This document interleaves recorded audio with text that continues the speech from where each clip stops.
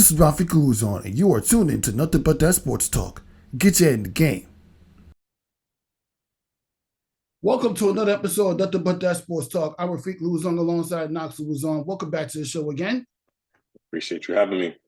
Yeah, a lot has happened in the NBA East Conference Finals. I mean, let's just start off with a certain team based off of South Beach that's up 2-0 and are literally two whole victories away, or any combination of two victories away from another NBA Finals appearance. Only this time it might come against the Denver Nuggets, who are literally up 3-0 against the Lakers. So, what are your overall thoughts about the way? I mean, I know we talked about this off the air, but why don't you give the fans your thoughts on the way Miami progressed this season compared to earlier championship seasons? So obviously I'm a Heat fan, so this is good times for me. I will say this about the Heat. I wasn't sure what was going on during the regular season, if it was them coasting and preparing for the playoffs, it was them trying to figure out rotations and schemes, but they had a bit of a rough regular season. They were one of the worst offensive teams. They're, I think, either second to last or in the bottom four when it came to three-point percentages. So for anyone to say that they saw this coming, they wouldn't really be honest. This is kind of out the blue. Then the play-in starts and they lose the first game to the Hawks, a team which they soundly beat last season in the playoffs without any problems. So that was alarming as well. The Chicago game, they're trailing up until I believe the fourth quarter. And from the fourth quarter of the last playing game against Chicago till the fourth quarter and the conclusion of the last game against Boston Celtics, they've been the second team in basketball, only second to the Nuggets. And they've been the second team in basketball while lacking some of the talent that other teams, lacking most of the talent that some of the other teams have, while having to deal with injuries to their third best player in Tyler Hero and a solid contributor in the former All-Star Victor Oladipo. They've shown that when all else fails roster-wise, if you have at least one superstar, if you have an all-time great coach, and if you have an organization that has built a culture, you can sustain. And not only can you sustain, you can compete with the best teams in the league and the best players in the league. They eliminated a guy I consider the best player in basketball with relative ease. They made Milwaukee look like the fluke champions that I've always said that they were. Mm-hmm. They won one game. You know, their team won more games without Giannis than they did with Giannis. And that was strictly because Eric Spoelstra is a superior coach to Mike Budenholzer. And Mike Budenholzer got fired because he got outcoached. He didn't run proper schemes. He kept putting Drew Holiday out there on the island to die against Jimmy Butler one-on-one. Then in that last game, I believe he put Brook Lopez on Bam Adebayo on the perimeter, which left the paint open, and they just had Heat players running to the lane, and Bam's a great passer, so he was able to find them open. They go against the Knicks, and I told you, Raph, I told you Knicks had no chance. The Knicks had no chance. The Knicks had no chance. The Knicks got out of the first round because Cleveland's front line was absolutely terrible.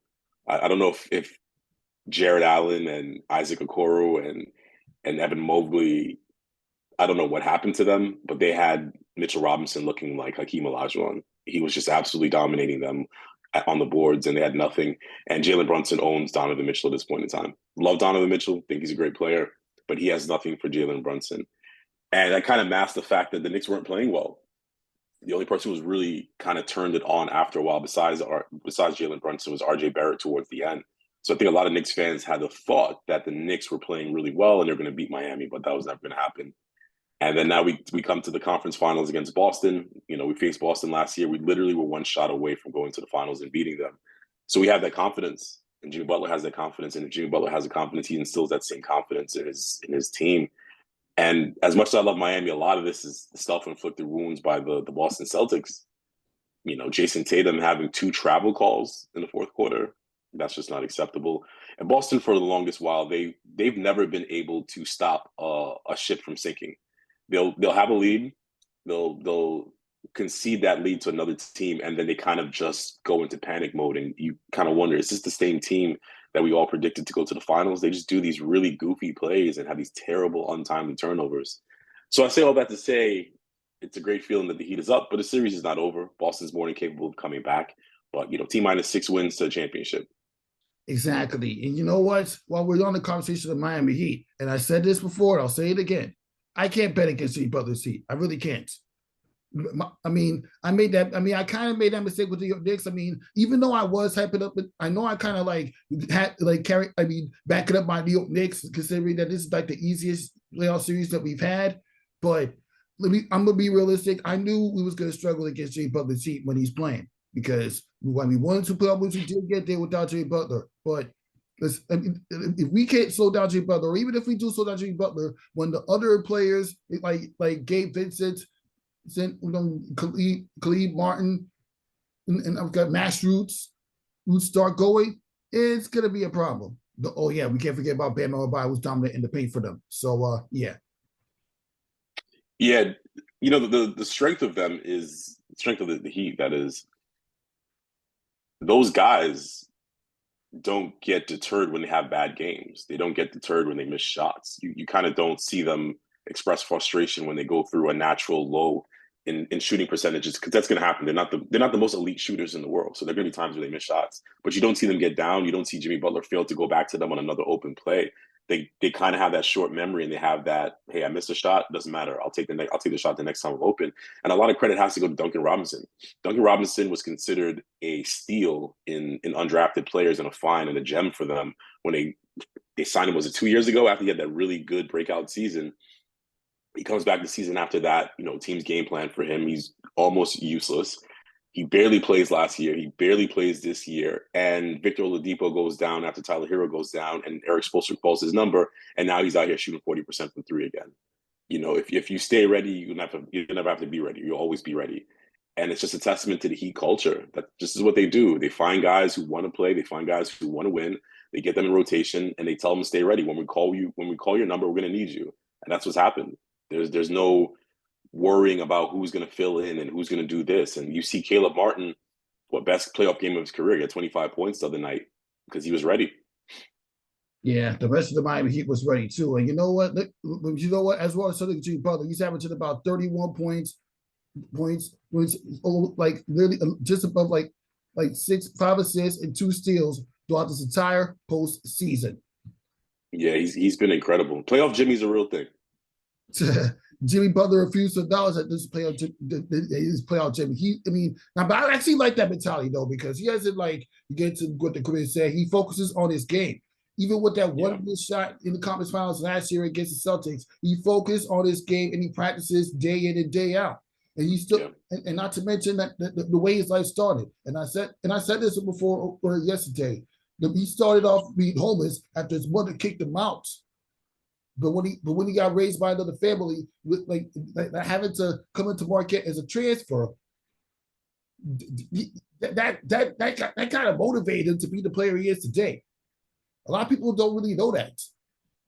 Yeah, he's got a really fascinating backstory, and like you said, it kind of leads into who he is today. It's kind of defining him of who he is today. I will say this, and you and I spoke about this offline recently.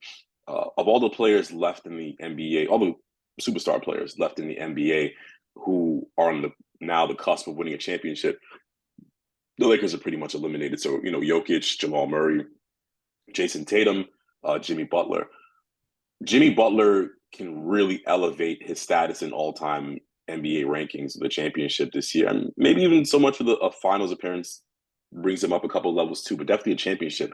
It would really validate a career in which he's been criticized and traded or just not compensated for basically calling out players and coaches when they weren't putting in full effort.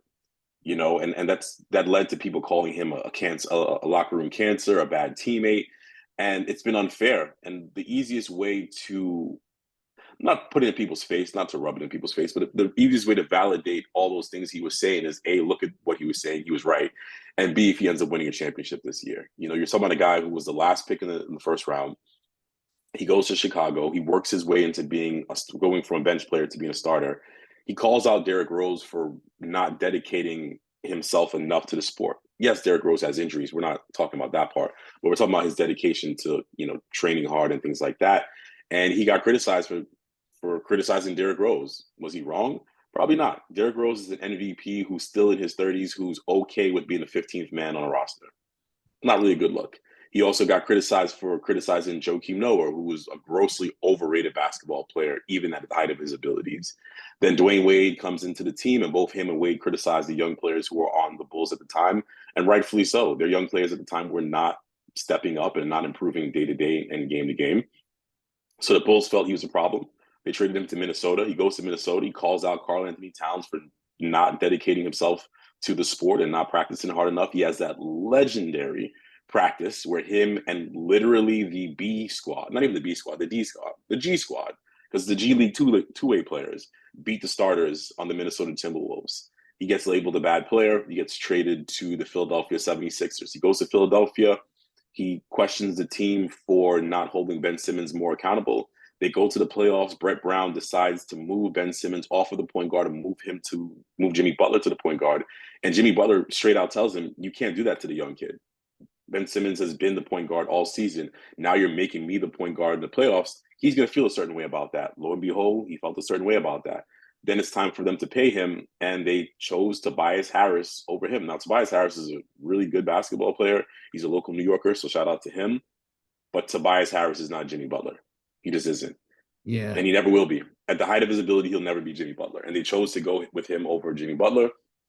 How's that working out for them right now? Philadelphia is once again in turmoil, and Miami's on the cusp of their second finals appearance. So a championship for Jimmy Butler would really, really validate a career in which he's been wrongfully accused for being a bad teammate when all he's been is probably just the hardest working man in the room in any room he's walked into. Exactly. I mean, the hard working man statistically, Jimmy Butler, even with those things you just mentioned, all the negativity that you just said, Jimmy Butler has always been able to carry teams around. I mean, it's just the only difference. The Jimmy Butler that wasn't Jared during his days with the Chicago Bulls, even when they were relevant, that one playoff appearance he had with the Minnesota Timberwolves, and then the one playoff appearance he had with the 76ers the year he got traded. He had some clutch moments, but that didn't carry into the postseason the way we're seeing it right now. It's better than the NBA bubble season. This is why I keep on saying that what is the NBA bubble jokes, because I knew that something similar to this was going to come back in later years. I mean, I think he was clutching those other teams. It just didn't look the same way because there was more talent. You know, he always had a superstar to defer to or a guy he was trying to get going, whereas Miami, he has to get going. He played really well that year at Minnesota, even though he didn't have like the monster numbers. He played really efficiently. He played really well for Philadelphia too. It's just a different makeup for those teams where in Philadelphia he has Joel Embiid. In Minnesota, he quote unquote had Karl Anthony Towns. So I think I think the ability was still there. The need just wasn't there. You know, he didn't need to play the same level that he's playing at now. But again, playoff Jimmy is an incredible thing. It's a great story because, you know, so many guys we call great players. And you know what? I'll point a finger. You got a guy like James Harden. James Harden is widely considered he is a top 10 shooting guard all time. He's one of the best offensive players we've seen all time. And consistently, year in and year out, he is absolutely subpar in the playoffs. You know, he has not performed to the point now, and I think I made this comment to you or to my brother. When you mention James Harden, you can't say he's a great player. You have to say he's a great regular season player. There's a difference. Mm-hmm.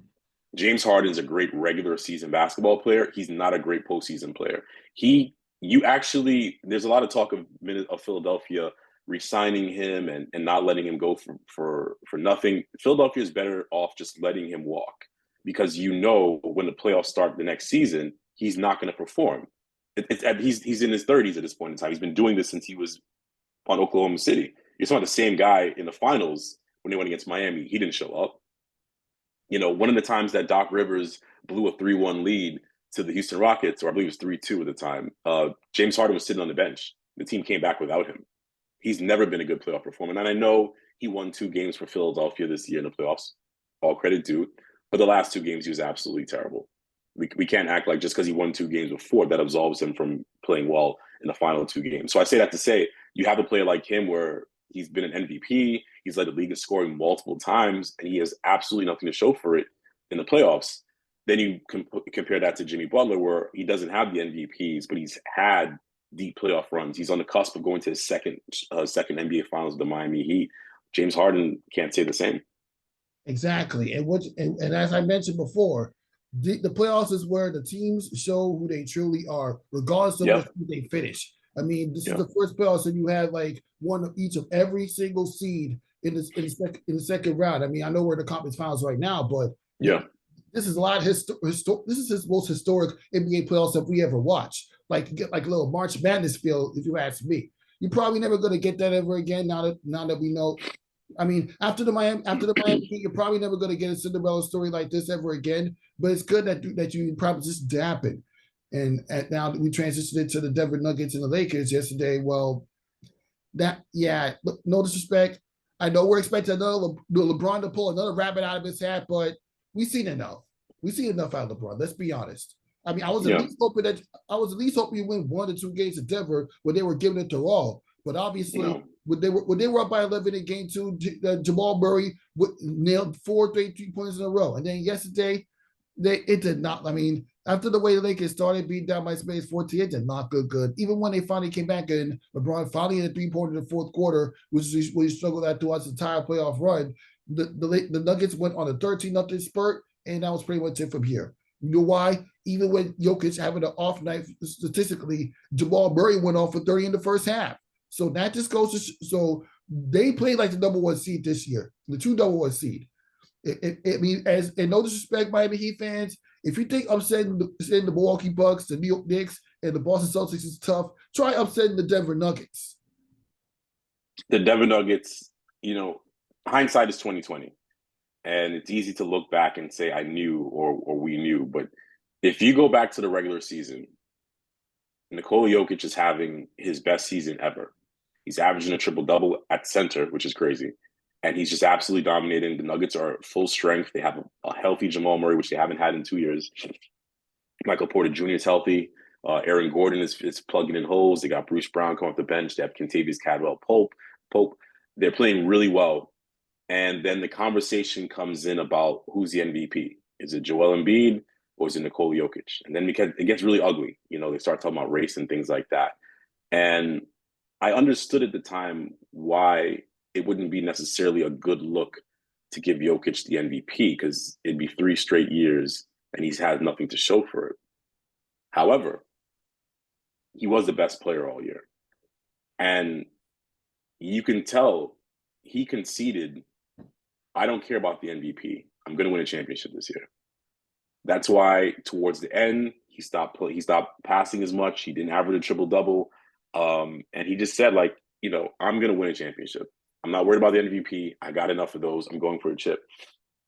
And those type of statements, sometimes even not verbalized in the public, galvanize your teammates. And I feel like his teammates are like, you know what? This is our chance to really win a championship. Let's click on all cylinders. Let's make sure we give full effort both offensively, maybe not so much defensively. When your offense is clicking like that, you don't really need to be a great defense, just being honest. You have to be a decent defense. And they just started playing at a different level. I had said at the start of the series, I don't think this is going to be a close series. I told Marlon it was going to be a 5-1 sweep for the Nuggets, but it wouldn't be even competitive. The Lakers are a good team, and they've been one of the best teams since the trade deadline, but they've only been together since the trade deadline. The Nuggets have been together now with this core 2 full seasons, and they just have a better roster. They have more reliable players. They've got the best player right now in the NBA, and he's playing like the best player in the NBA. He's completely dominating the game. He's manipulating it offensively. He's holding his own defensively. I mean, he's playing against Anthony Davis, and there's no stopping Anthony Davis. But he's not out here getting skunked either. He's putting up his numbers on the other end, and that's what a great offensive player does. Nikola Jokic is the best player in basketball, and he's going to cement that in a couple of weeks when he hosts up the Larry O'Brien Trophy. That being said, as a Miami Heat fan, I hope we get past the Celtics, and I hope Eric Spoelstra can make up for the talent disparity because there is a drastic talent disparity between the Heat and the Nuggets. A drastic talent disparity. Exactly. Even if Tyler Hero does come back, he has to continue with Jamal Murray, who's averaging 28 points per game. I was about to say 27.9, which is the exact number, but it's 28. But that's pretty much it. Tyler Hero, I don't know. We don't know how Tyler Hero's going to look coming out of his injury. They don't have Oladipo, and then Bam Adebayo Jokic matchup is not even close. No, it's not. I mean, Bam Again, Adebayo, he's a double-double man. Well, Jokic is a triple-double man. And to prove a point, he's averaging about 30 points, 13 rebounds, and 10 assists. yeah, So, yeah, such a Nikola position, Jokic is Jokic is good. He's got Bam Adebayo's number. I'm sorry. And then, well, when you consider the undrafted pieces that they Gabe Vincent and Kyle Lowry coming off the bench, and then Mike Shoes, if this matchup were to occur, they're going to have their hands full trying to slow down Bruce Brown, Michael Porter Jr. and Jamal Murray. that Nuggets team is absolutely stacked. They're stacked. Like people forget, Michael Porter Jr. was going to be a consensus number one overall pick before he got injured. That's how good he was. Bruce Brown's an excellent role player. Cabo Pope is an excellent 3-and-D role player. Jeff Green has always been a good role player. Their team is stacked.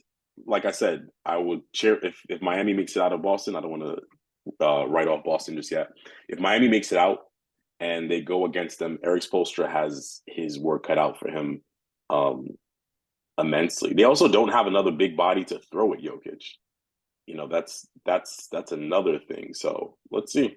Yeah, I mean, outside Bam Adebayo, who you have like as far as depth? I mean, come on, Cody. They're gonna have to run with Kevin Love. Kevin Love. I mean, okay, Kevin Love. To be fair, he has some experience in the finals with the Cavaliers, but let's not let. But let's be. He doesn't have experience against Nikola Jokic, though. There's a difference. He has experience against a Warriors team that didn't even really have a true center, so it's a little different. And I mean, Kevin Love is an excellent basketball player and high basketball IQ, so I trust that he can be competent defensively, but he would get destroyed against Nikola Jokic. Yeah, exactly. But as we kept saying earlier in the show and throughout this entire postseason, I'm not betting against Jimmy Butler. I know you're not good enough to beat the Denver Nuggets, but I'm not betting against Jimmy Butler. Matter of fact, no disrespect, but being the Miami Heat fan you can't bet against the Miami Heat. I actually don't bet against Miami Heat. I have some financial interest in the Heat winning, so I actually not bet against them. You can't. I will say this. No, I can't, and I haven't. So I'll say this: the Heat should have lost to the Bucks, to the Knicks, to the Celtics if they eventually win, and they should lose to the Nuggets on paper. The basketball isn't played on paper; it's played on hardwood, and whatever deficiencies we might look at from a distance or from a box score from a stat sheet, having a great coach makes up for that on the court. So I wouldn't bet against them. I never have bet against them, but I will acknowledge that is a tall task to accomplish if they beat Boston and they run into what looks like will be the Nuggets, because the Lakers are down 3-0 and there's no coming back from 3-0 in basketball. Yeah, speaking of the Lakers, well, you got to give credit where credit is due to Los Angeles Lakers. I mean, coming to the playoffs after winning a playing tournament game, we didn't really expect it to get this far. But at the same time, I did actually. Yeah, I understand. But at the same time, you got to a young Memphis Grizzlies team with that's had issues at the road. Thanks a lot, John Morant. You had the Golden State Warriors team who struggle to win games on the road. Now you're facing a Denver Nuggets team that's well put together, as we talked about. We just went over the Denver Nuggets. They remember losing to LeBron in the conference finals. LeBron has beaten the Denver Nuggets in the conference finals. It may not happen this year, but it's happened before. This will only be the second time LeBron has lost in the conference finals, in the first in 2009 against the Orlando Magic. So if you ask me, and it's not going to hurt his legacy that much. LeBron has done enough. There's absolutely nothing that LeBron James can do that can hurt his legacy unless he pulls a John Morant and we see him with a gun somewhere. There's nothing. Understand this. After he won in the bubble, I conceded that there's nothing left for him to do. There's nothing left for him to do because we've never seen a player this great play at this level of 38. So he's kind of playing with house money. And also, I was telling my brother this, and Marlon's the biggest LeBron fan in the world. I said, he's played so long that the things that we never imagined him doing, he's just going to do just because he's been playing for so long. We never imagined him losing in the first round, but he's played so long, we've seen it. We've never imagined him blowing a dunk on a fast break, but he's played so long, we've eventually seen it. We never imagined him being tired and showing age and slowing down, but he's played so long, we've seen him do it. He's 38. He's the greatest or one of the two greatest players of all time. he's not at the point where anything happens hurts his legacy. That's just nonsense. He's the best player of his generation. He's probably the best player of two generations at this point in time. He's, like I said, a top one or top two player of all time. Losing isn't hurting his legacy because he's won so much. Yeah, exactly. You know what?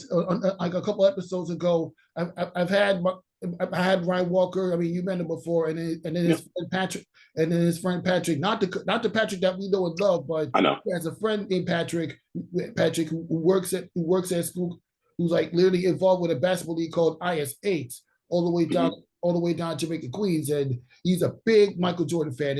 And I told him, even though he's 4-6, and all he kept saying that LeBron is 4-6 in the finals, LeBron is 4-6 in the finals, and what do we keep preaching for the longest? Is he has 4 championship rings. Michael Jordan, and in the last episode, Ryan mentioned that and Michael Jordan, he wasn't winning anything during the 80s. It wasn't until Scottie Pippen got there. I mean, look at the teams Michael Jordan got to get even his fourth ring, let alone his sixth, and look at the teams LeBron James defeated to get his fourth. You watched Michael Jordan during this era. You Yes. watched it. I was just coming in. I was just getting to know the world. Yeah.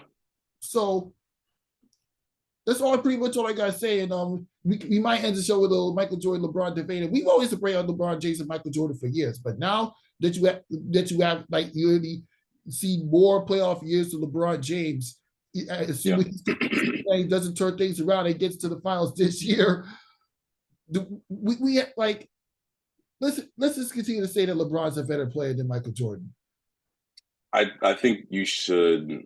I think you should organize an episode at the end of the season, like after the draft, obviously after the finals, and we should dedicate that to finally putting to rest the Michael Jordan LeBron James debate, because I've had it so many times with people. And keep in mind, like you said, I've seen Michael Jordan play. I'm not one of these people who just seen him in highlights. I saw him play. I've seen LeBron James play. Um, I'm not someone who just watches national television games. I've had League Pass going on 10 years now, so I watch games. I study basketball. I love it. It's my passion. Um, there's a certain level of love and admiration that's associated with Michael Jordan, and understandably so. He's done more to the sport of basketball than any one player has done for any sport. We don't know basketball as it is if it wasn't for Michael Jordan. So this is not. I'm not in the argument of discrediting Michael Jordan's greatness. I'm not trying to tell you Yeah. he's not a great player. You can't. He's either the best or second best or third best player of all time. There's no conversation outside of that. But the idea that he's better than LeBron is funny because there's no statistical evidence to prove that. If you ever listen to a Michael Jordan fan, the things they mention to you are team stats or opinions. So someone will tell me, well, Michael Jordan's better than LeBron because he's more clutch. He's only hit one more game winner than LeBron James in his career. He's not more clutch. They'll say, well, Michael Jordan went 6 for 6 in the finals. LeBron's gone 4 for 6. That's a team stat. The Bulls went 6 for 6 in the finals. LeBron's teams have gone 4 for 6 in the final. It's a team stat. It's not an individual statistic. Um, I am of the belief I don't know when Michael Jordan became a greater player than Kareem Abdul-Jabbar.